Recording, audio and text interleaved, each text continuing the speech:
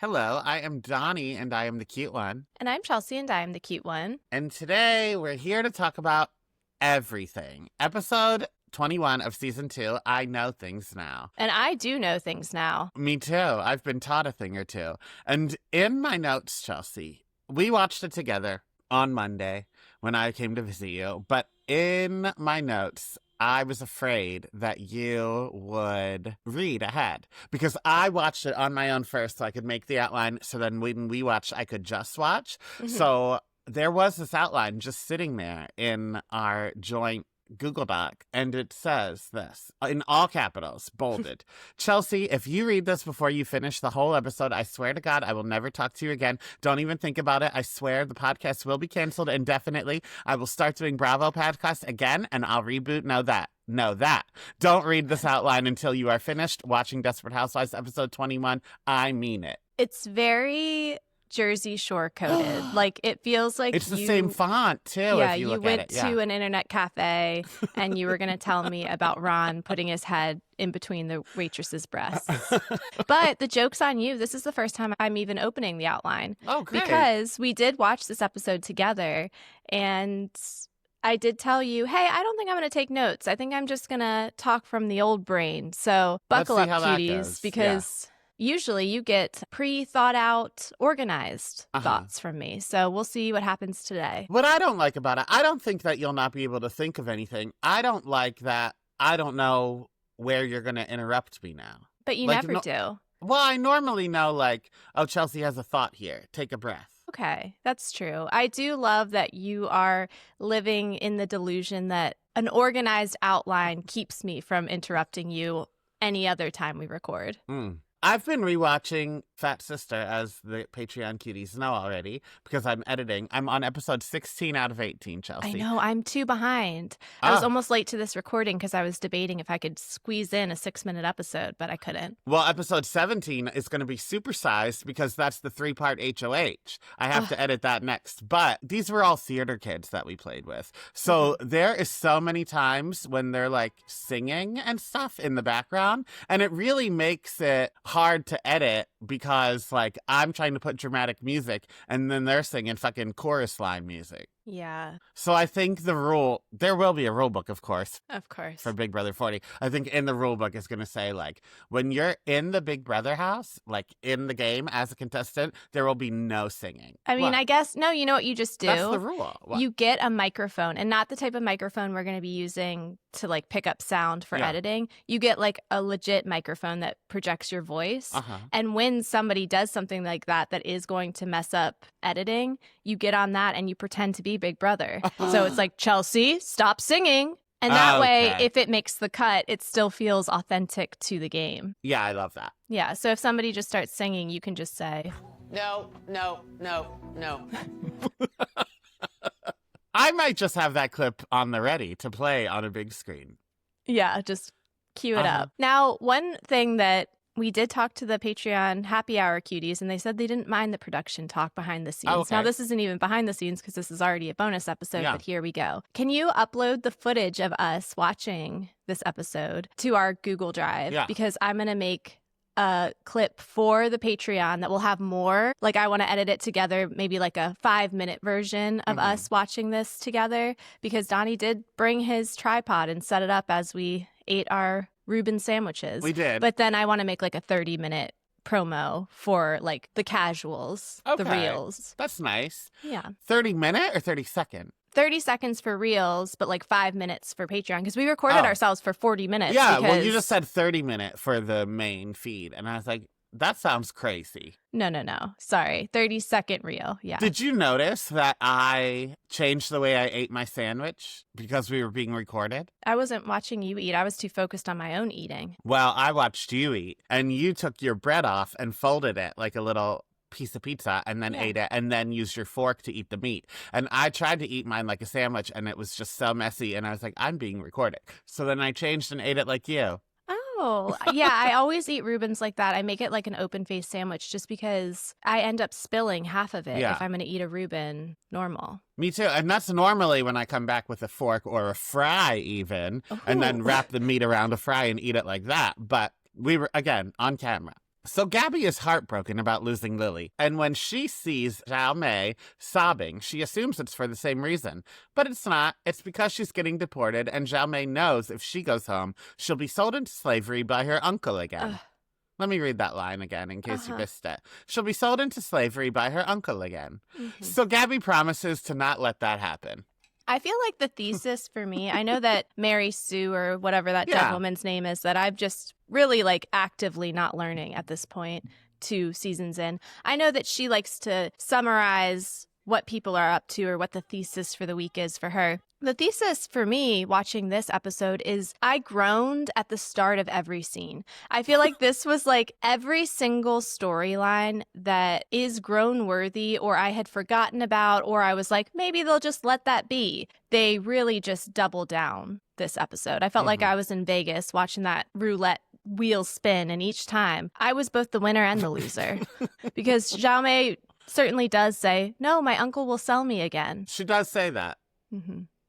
Unfortunately, Zhao Mei missed all of her appeal deadlines, so because she's not a public figure, married to a U.S. citizen, or pregnant with a U.S. citizen, it's back to China with her. She does have the same approach I do to mail, of like, if I just put it in a drawer and tell myself that future me will have it together and future me will not have the anxiety to open it, then it'll be fine. Well, that's why I went to jail that one time, because there was a warrant for my arrest because I didn't pay the fine because I just put the letter to the side. Oh.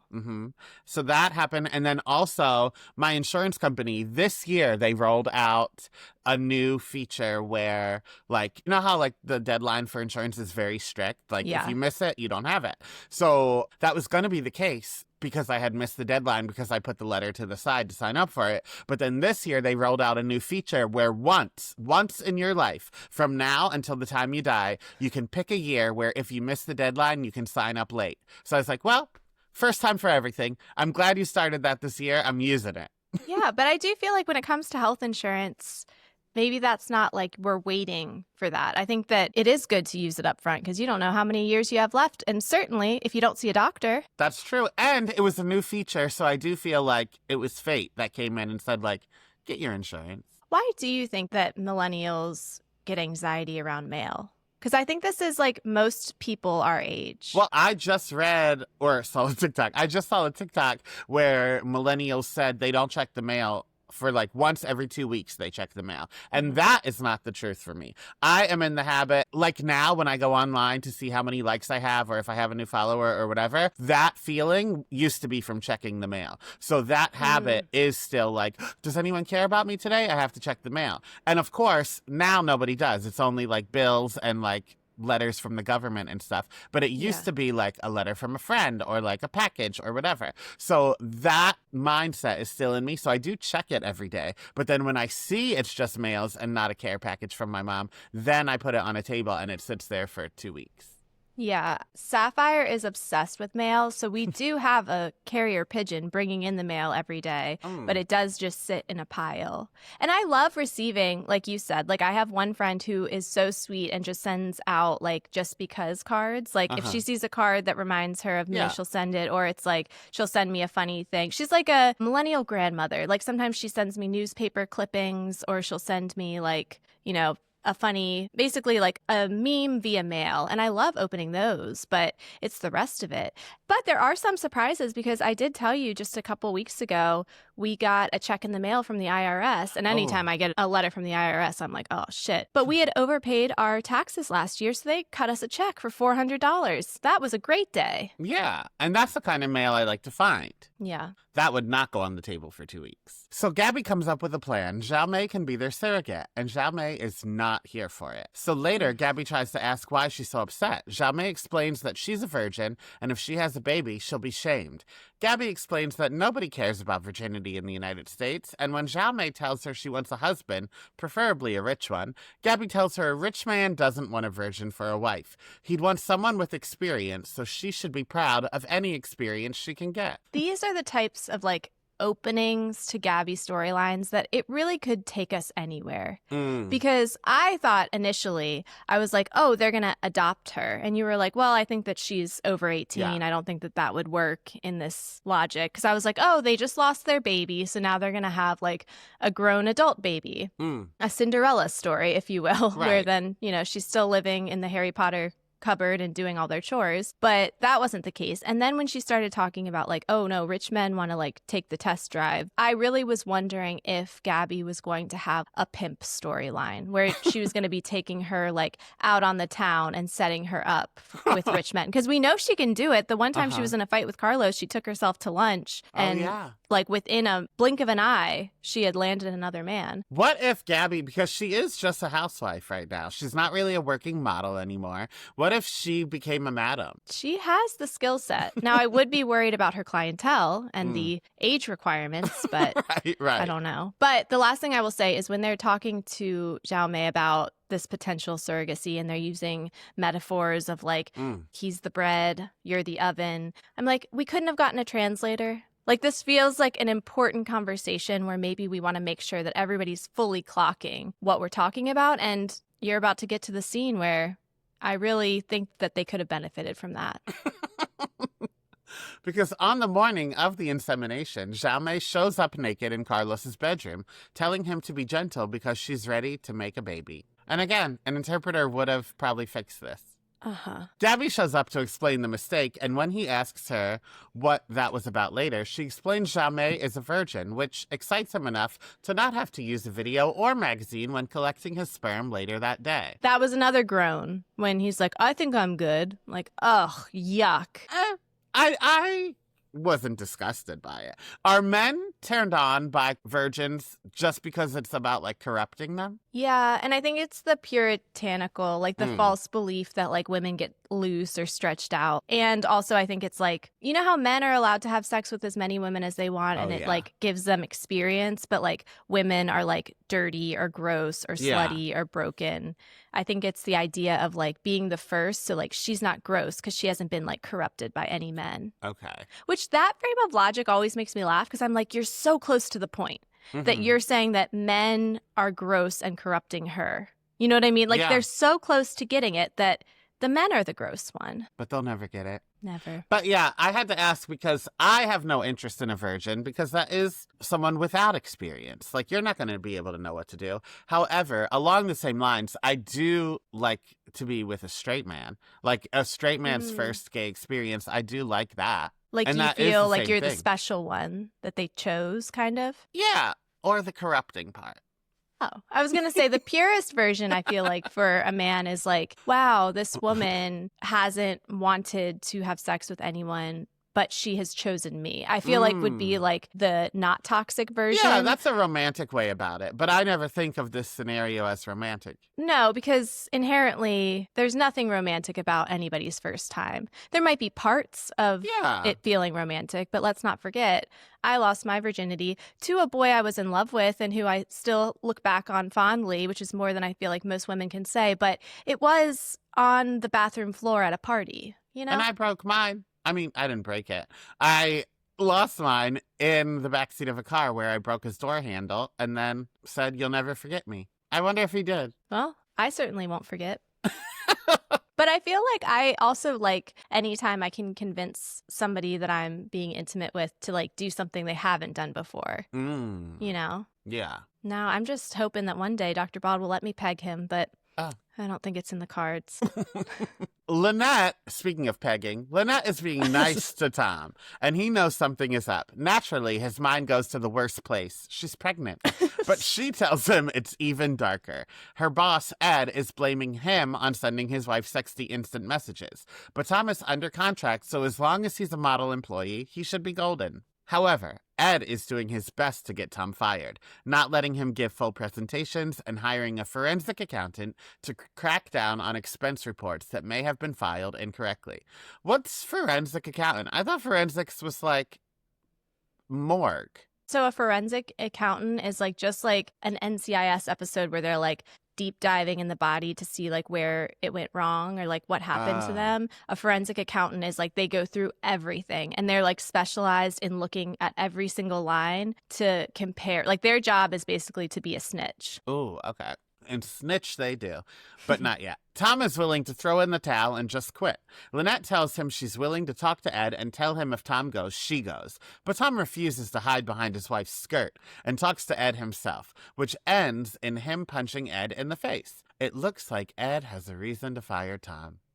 This storyline is making me nervous, Donnie. About what? Well, get to what we're getting to, but I also feel like Tom picks and chooses when he wants to hide behind his wife's skirt, because he certainly does it in other situations and throws her under the bus. He hides and then just like pushes her in front of the bus like she's Regina George. But in this case, he like wants to be a man about it. I don't think he wanted to be a man about it. I think he wanted to punch him so that the investigation would stop. Oh. Yeah. You're smart, because I didn't put that together. I think because when I was watching this part, I didn't know where it was going. So I was just like, Tom, come on. Even we don't hear what was said in the office. We see it through Lynette's eyes. She's like watching through the glass. And Ed even goes, like he comes around the other side, sits on the desk and like goes to shake his hand. So I think they had like a, you know, like whatever words. And then Tom punches him anyway. Yeah. And I mean, it is good he's under contract and it's not like an at-will state where you can just get fired for no reason. But this is where I feel like there are other options for Tom, including the fact that like his boss is blackmailing him. His boss is framing him for something that his boss was doing on work hours. Yeah. You know, like even if Lynette took over, which gray area, I'm sure, but like his boss was still willing to have his coworkers send dirty messages to his wife on the clock. You know? But I guess the HR department never actually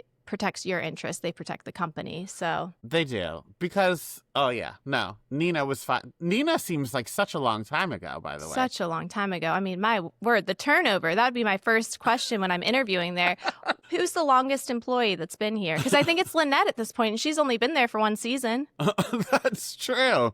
Because the desk guy is new, too. But I would just go over to old Susan's house and say, hey, who are you fucking this week? Is it your ex-husband? Because he's a lawyer, and my boss is trying to frame me. He would be a good help. Lynette is short with Ed for the rest of the day, and when she calls him pathetic for needing help with his marriage problems, Ed is thrilled to show her that during Tom's last 3 trips, he took a detour to Atlantic City, where he spent some extra money on 2 tickets to a show and flowers. I'm nervous. I don't think Tom would cheat. I really feel like my foundational trust of anybody on the show would be shaken if Tom cheats, because I feel like of all the men, we need one that has flaws in other ways, but I feel like I can believe in any other relationship there will be cheating, but I would really have my heart broken if Tom did it. I wouldn't forgive him. Well, now the computer game did come out before this season, but you may recall in the computer game, Tom was the only one on the block who wouldn't sleep with you. Okay, well, that makes me feel a little bit better, because then I was even trying to go down the rabbit hole of like, what could it be? So then I was asking you in this film footage that may or may not make it to the 30-minute version I'm posting on my Instagram. But I was starting to say like, okay, wait, they got together when they were working together, which means he had a life before her. So like maybe he had like a high school sweetheart he had knocked up and there was like a secret love child that he's like visiting. I don't know. I feel like it would turn out to be something, if not positive, like he's been planning a big surprise for Lynette, but at least neutral. Or something that he wanted to keep a secret because he's ashamed of, but Lynette ends up being okay with it. I would be so upset if it's that he's cheating. I know. But also, he's an idiot. Why do any of that with a work trip? Idiot. Or on the company card, at least. Like, why are you using the company card to do that stuff? It's okay to, like, switch the flight to Atlantic City. Then you can make up an excuse, like I had a client there, whatever. But to buy show tickets and flowers? Right. Unless he was, like, wining and dining a client, but then that should just be all above board unless he's doing, I don't know. Either way, even if it's not like he's cheating, Lynette still should be upset because, like, she is his boss and he is, like, abusing the company card. Well, he did switch. They did make a point to say that. Like, it's not theft. He did switch out, like, a first-class trip so that money he could use elsewhere. Oh, right. He had his stipend, but he divvied it up a different way or whatever. Yeah. I just feel like Tom is so dumb. Even me and you, we have our own debit card for our things, and we still, like, text each other like, hey, I'm going to buy headphones. Is that good with you? Well, I guess if it is a mistress, you can't really do that. I suppose so, yeah. So if you start seeing a lot of charges, maybe I'm pegging someone else. Later, when Tom is clearing his office, Lynette asks him if there's anything he needs to talk about. He tells her no, and distraught, she tells him she's never seen him get physical before. And he says, maybe I've still got some surprises in store for you. I'll say. And read the room, Tom.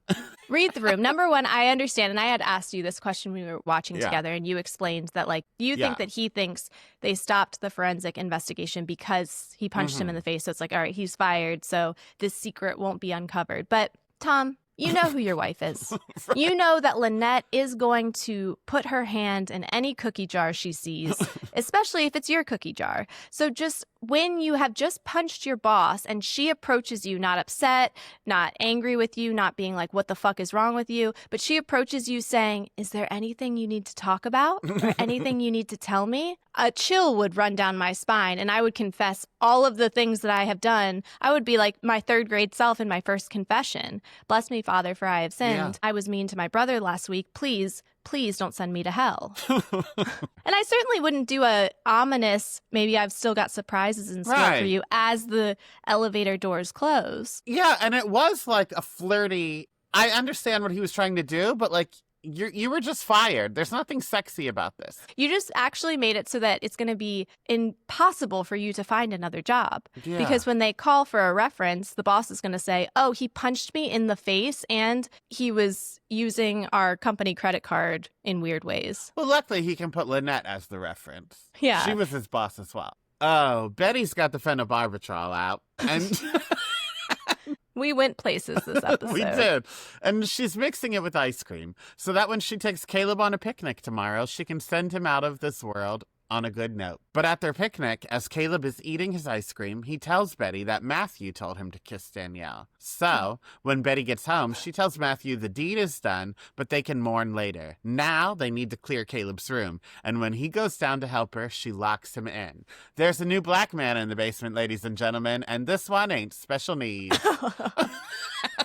And this was the thing, because we were watching this together, because I knew there was at least one crazy twist. Now, at this point, we had already had Zhao Mei in Carlos's bed. We had already had the Lynette stuff happen. What else could be a big thing?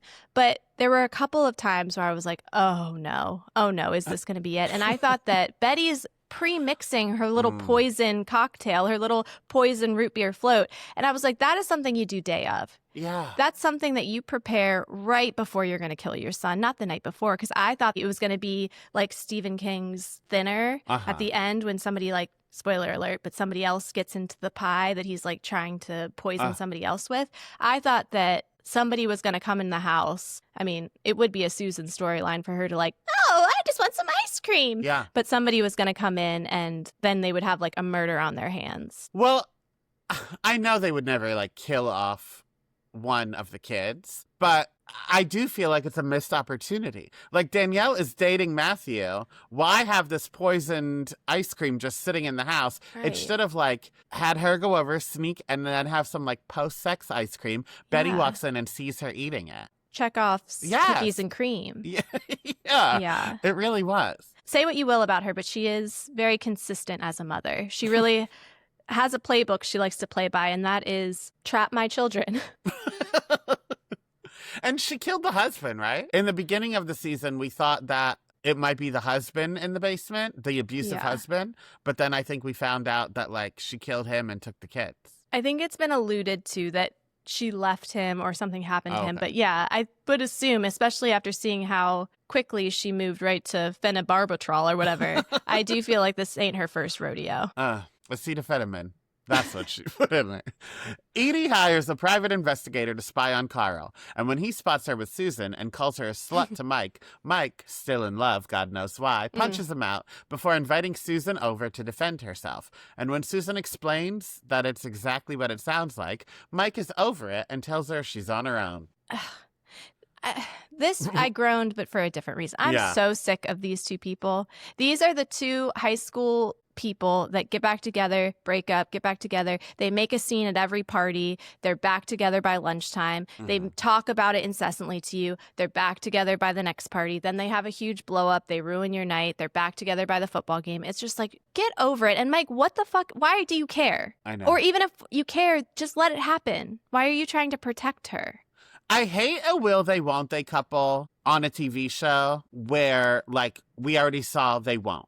Like, they were together and it fell apart. So, like, now they've just become a friend or a coworker who, like, tells you, like, oh, I'm going to break up with him, and then they don't. Or they break up and then get back together. Like, that's annoying. A couple on a TV show that, like, maybe he's dating someone else but is in love with her, and then, like, when he breaks up with the girl to be with her, then she has a new boyfriend, and back and forth like that. Like, the timing is off, but you can tell they love each other. That when they finally are able to be together, it's wonderful. But, like, Ross and Rachel, they got together. We saw it didn't work out. He cheated. Were they on a break? Yes or no? Like, that is not a will they, won't they couple. No, and she got off the plane. Let's not forget, she got off the plane and she, like, decided to not go with, like, her dream job. Right, yeah. She, like, literally blew up her life. And 2 weeks later, those fuckers are breaking up. We just didn't see it. Oh, for sure. That's why they can never do a reboot because because they it can't would be like, together. well, Rachel has been trying to get a job, but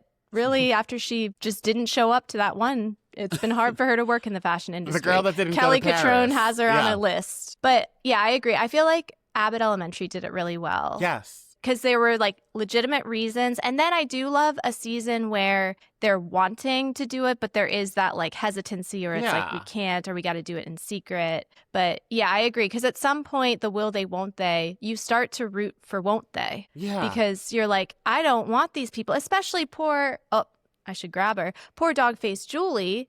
Like, you have a child at home. One moment. Because I do want to just make this a prop until my girls realize what I've done with their American Girl doll. So hold on.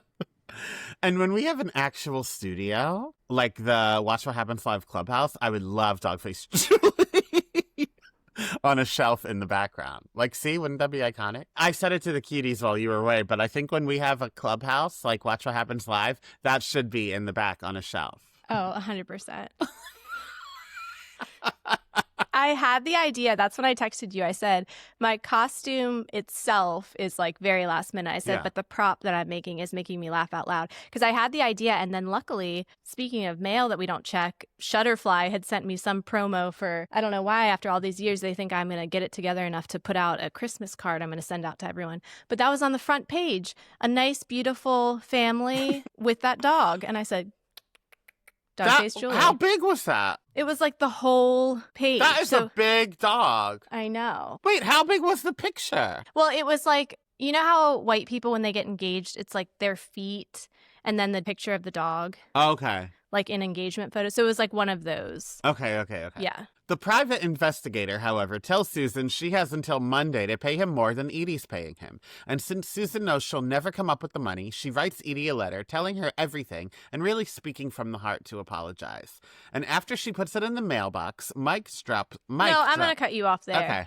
She doesn't put it in the mailbox. She puts it in... No, the, like, professional mailbox. Yeah, like the... What is that called? A mailbox. No, her mailbox that she has, because we see it later that episode. Okay, you suburban bitch. That is a mailbox. The blue thing she puts it in is a mailbox, but that's what city people use. That is where the mailman goes and picks up mail in bulk. Yes, I know that exists. It's called a mailbox. But no, a mailbox is a box. That's like a mail something. Box. It's not a mailbox. A mail. It is. It's like a mail drop. A mailbox is what she has at the base of her driveway that she could have just mailed the letter from. Or better yet, guess where Edie lives? Across the fucking street. We've seen Susan walk her little ass over to deliver notes in the past when it's Mike Delfino and she wants to, like, rub her tits against his door before giving him a note. But no, she has to, like, go to her local post office to put it in the post office box. We both agree that that's not necessary. But, Chelsea, I did just Google mailbox, and the first thing that came up was this.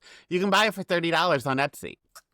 But, and at first, I thought it was so that, like, Edie wouldn't be able to figure it out. Because she doesn't write a return address on it either. It just is an unmarked letter to Edie that she puts in, like, a postal service mailbox. Right. But then the card literally says, like, yes, Carl and I got married and da da da da da da da. Yeah. And it's in Susan's handwriting, and she has very distinct handwriting. So there was no point to it.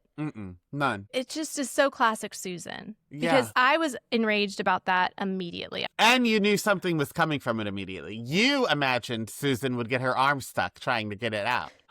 Yeah, I said, oh, God, something's going to happen where she has to get this letter back and she's going to have to like go digging for her letter and her arm is going to get stuck. And then she's going to be like, hey, like as she's like trying to like fidget out of it. Because that would be so Susan. Yeah, like the episode of That's So Raven where she gets stuck in the crane machine. Yes. Yeah. Susan and Raven are very vibes. similar. Yeah. But nope, instead. Whatever's about to happen. Yeah. Mike drops by to tell Susan he paid off the PI after she puts it in the mailbox. He didn't want anyone to get hurt, and while Susan is hopeful this means he's still in love with her, she panics when she sees the mailman is doing his job and dropping off the letter she put in the mailbox to Edie. And with Edie's delivery only 3 houses away, she invites the mailman in for iced tea so she can steal the letter back when she urges him to use the restroom. And when he's gone for a long time, Susan goes to check on him to find he's naked in her bed. Taint out. Like just full, like whatever pose he was doing, I urge him to practice in the mirror next time because just full leading with the scrotum and taint. And not in a sexy, like even butt cheek or butthole out, just true, like the undercarriage presenting like a baboon. But not to like call this man ugly, but I do think it is about the looks because I don't think that like, if that was one of my Beauty in Black men, I wouldn't mind undercarriage out first. Yeah. I think it's kind of like, and I'm sorry to tell your business to the streets, but when you were describing how you've lost weight, so your balls sometimes slip out of your undies, I think that there was a looseness to those pants that had it been like a UPS driver with like a tight ass and tight pants, the taint look could have been like a come and get me. But instead, it felt like things were spilling out in ways that shouldn't. That exactly. Yeah. Because if it was my UPS man, Chelsea, please. Because inviting them. Because I've got a package. Because inviting the mailman in for a drink before telling him to use the bathroom off your bedroom is an insane thing to do if you're not trying to fuck. Unfortunately, while this is happening, Dogface Julie is downstairs and finds the letter and thinks it slipped out of the mailman's bag, so she puts it back in, ensuring it gets delivered in 15 minutes or less. That's another thing that enraged me. Susan does all that work, takes out the letter, and just like sticks it back into her pile of mail. You immediately, before you go and check on whatever Ding Dong's doing upstairs with his taint, you rip that up into a million pieces. You shove it at the bottom of your trash. You take that trash out to the trash can. You might even drive it to the dump. But to just like, oh, thank goodness. And as soon as she slipped it back in, I said, oh, God, Edie's getting this letter. Yeah, because number one, you have a daughter. Dogface Julie could have put it back in the mailbag, which is what she does. But again, Edie only lives 3 houses down, and at this point will be her stepmom. She could see a letter is in the mail by accident and run over and take it to her at any point. Or Edie is like in your life kind of now. Yeah. Like you just went to the bar last week to beat up bitches together. Right. So Edie could God come forbid to your it's house. Susan's night to host poker night. Yeah. Anybody could get this letter and bring it to her. Because that's a common thing, too, of like, there's 2 houses on my street, my house and then another house 1 street over that we have the same first part of our address. Yeah. So I get their mail all the time and we just start dropping it off to each other. So that would be a neighborly thing of like, oh, Edie, I got this mail. Yeah. Susan's a moron. I know. That night, Susan brings Mike a thank you pie and tells him she knows he likes her as Edie checks her mail. And with Susan and Julie out of the house, Edie decides to do something for Susan that Susan did for her earlier last year. Burns her house down. In a fur coat. In a fur coat. And as soon as she was pouring from that watering can, I said, no, this is going to be true karmic retribution. My goodness. And you pointed out that in the pilot, Susan thought that Mike was with Edie when she burnt the house down. And then this time, Susan was with Mike when Edie did it. But guess what, everybody? Normally we go from least important to most important, or like littlest to biggest. That is not the end of our show. We have one more plot line to jump into. Bree is having Peter over for dinner and tells Andrew he can have Justin over, but draws the line at home plate head inviting Matthew. She says it's not because he's black, but instead because Caleb needs to be locked up, and nobody in the family is welcome in their home until he is. Andrew takes Bree's side, and home plate head wants to know what the fuck is up. There's no way he doesn't hate their mother anymore. So before Peter comes over, Bree talks to him on the phone and urges him not to be completely honest about his past. She doesn't mind if her children know that he's an alcoholic, but would prefer if they didn't know he's a sex addict. Another great moment for her as his sex addict sponsor. I can't get over the fact she has promoted herself to his sponsor when it comes to Sex Addicts Anonymous, and her messaging to him is like, ew. That's her way of keeping him in check. It's just like, let's just pretend that doesn't happen. Last week when she offered to be his sponsor, it was in the bathroom of that orgy when the whole point of him like going was to show Bree how gross his life was. So like, if you know that she views you and this behavior is gross, why would you sign up for it? Yeah, because there is a level of like accepting you have a problem, but like also accepting that part of who you were. And she's like, don't accept that. Just be really disgusted and disturbed by what you've done in the past and then never talk to me about it again. And also have sex with me or hook up with me on my terms, how I like to do it. And I won't be putting on leather. And because Andrew is on the other phone eavesdropping, he now has an idea of how home plate head can get back at their mother. So that night at dinner, home plate head shows up in her best seductive dress from Deb, where she speaks in innuendo That is all a night. Dress from Deb. It is. I don't know why that was her sexy outfit. I do. We can't forget, this is a girl in high school in the early 2000s. That's true. Like, that is a dress from Deb that you would get for homecoming where you would really be feeling yourself. Okay, that's true. Yeah. The ruffles are very, like, labia shaped. Yeah, suggesting something to the mind. That would be like how they decorate the entrance if you're going to see the vagina monologues and had to walk through it to get to the auditorium. Sure. So she shows up in her best seductive dress from Deb, where she speaks in innuendo all night and places her hand in his crotch. Peter excuses himself and runs out, claiming to need to help a sponsee. And we were having conversations throughout this scene because as soon as I saw where it was going, again, I groaned. And I did. I squealed. Yeah. I just feel like there are so many other ways he could have gotten out of that. Yeah. And I don't love the implication. Now, it turns out to be true later, spoiler alert, but I don't love the implication that like a sex addict or like a sexual deviant is inherently a pedophile. Yeah. Because once again, circles become circles. And one thing about Desperate Housewives, we're not going to go any amount of time without somebody fucking somebody underage. And I just feel like he could have said like, hey, can you take your hand off my leg? And you said, well, maybe Bree would get mad at him. But let's not forget, Bree is a woman who sent her son to wilderness camp because he got in a fight with her boyfriend at a swim meet. That's true. She has set the precedent that she is not taking her children's side when it comes to her lovers she's bringing in this house. You know what? Because of AI, I know certain words are like flagged the way on Instagram you can be shadow banned if you just say a word, whatever, and you're like, what did I do? Oh, it's because you're being spied on. So I'm not going to use the keyword here. But there's a certain list with certain people on it. And I want to see if Mark Cherry's on that list. Because he does throw pedophilia into into plots without really a care in the world. So willy-nilly. Yeah. And so many plot lines that we could just age the person up 4 years and it would be still the same level of creepy, but yet not so wrong that it is just literally a crime. Yeah. Maybe that's why he slapped Nicolette Sheridan. Maybe she's like, I know you're on that list. Slap. A few days later, Andrew is begging home plate head to have sex with Peter, but messing with his head was enough for her. Andrew is annoyed, but when Peter shows up to talk to him about his alma mater, Andrew mentions knowing that he's a sex addict, and Peter explains that he was no pervert. He just slept with a lot of people.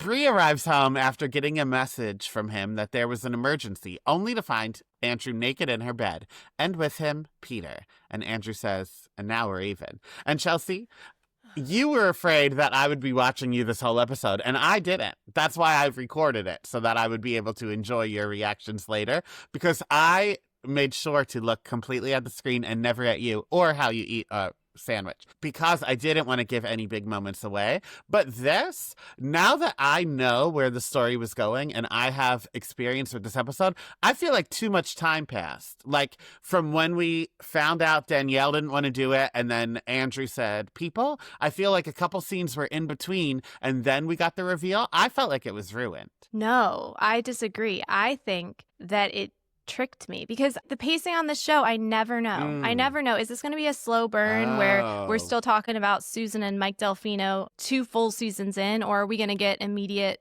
gratification? And I felt like, honestly, as soon as we saw Zhao Mei, I was like, oh, well, that's the crazy thing this episode because that's unhinged. Then the Danielle thing happened. And then as soon as Andrew got that little twinkle in his eye, I was like, oh, he's willing to go the distance. Oh, but you thought that's what the rest of the season would be. Like, I thought it was setting us up for the slow burn of him seducing him. I thought that was the reveal that, like, oh, Andrew's got a plan. I truly did not anticipate it all happening like literally 2 scenes later. So I feel like those 2 scenes in between were actually perfect because it made me feel like, oh, well, that's the end of Bree's storyline for this episode. But no, when the boy wants something, he's going to go after it because he works hard for it. He wasted no time. Well, that grown man wasted no time getting this high schooler into bed. Now, Andrew, I do think is 18 because the next episode, what? I get it. Yes. So legally, it's not statutory, but no, he's still in high school, of course. The way this conversation started was by this grown man bringing him over literature for a college tour. Sorry, I'm just texting my roommate and saying, can you please turn down? Okay, first of all, Patreon cuties, we're finding this out live. I was texting my roommate/ex-husband saying, can you turn down the TV? I'm recording. And when I did, I already had a text from him. Real Housewives of Potomac, Wendy Osefo and husband booked on fraud charges. Fraud? Yeah. Well, let's add that into the TGIF. Yeah, that might be my headline. Okay, this little F word doesn't know about even. Because on the way to take a tour of the college he's interested in, Bree pulls up to a broken down rest stop and gives him an envelope full of cash, telling him she saw a bus stop a mile back and that she's sorry. Now listen, I understand, like, what she's doing, whether that makes you a good parent or not, whatever, but I do understand why she's doing what she's doing. But why make him walk a mile, too? Like, you're already punishing him. Just drop him off at the bus stop. Yeah. Oh my God, I'm so sorry. I'm looking at this mugshot. She's smiling. She looks crazy. She looks like a person in like that movie Smile. That horror movie. Bree pulls up to a broken down rest stop and gives him an envelope full of cash, telling him she saw a bus stop a mile back and she's sorry. Every child deserves to be loved unconditionally, but it became clear to her that she doesn't. And she drives away as she weeps to herself. That is the end of like what I wrote. But then I do want to talk about when he said, I remember the look in your eyes when I told you I was gay and I knew one day you would stop loving me. I was right. I win. And she says, well, good for you. I teared up. Me too. It's so upsetting. And I have always said I'm Team Andrew. Yeah. But this was so wild to me. I feel like Bree really like captures the essence of a boomer because in her mind, she is the victim here. And yes, she is the victim that her boyfriend turned out to be a pedophile and fucked her son. I get that. But her like driving away and weeping, I'm like, bitch, you just dropped your son off on the side of the road. And the whole speech she gave of like, I thought my love for you was unconditional, but it turns out it wasn't.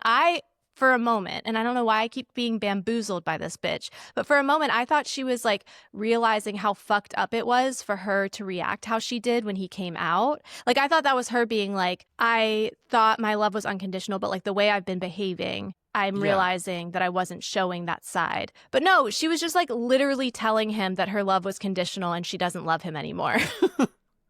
And I get it. I think that's fair. But I feel like it was conditional already, and that's why I'm Team Andrew. Number one, whatever he does from here on out, I am fully on board with. But I've always been on Team Andrew because it's so clear that he's like putting on the armor of like evil boy to protect himself from the vulnerability of like, oh, my parents hate me. Like my dad was the only one who supported me and then he died. And my mom is now like bringing along these strings of terrible boyfriends and is now an addict.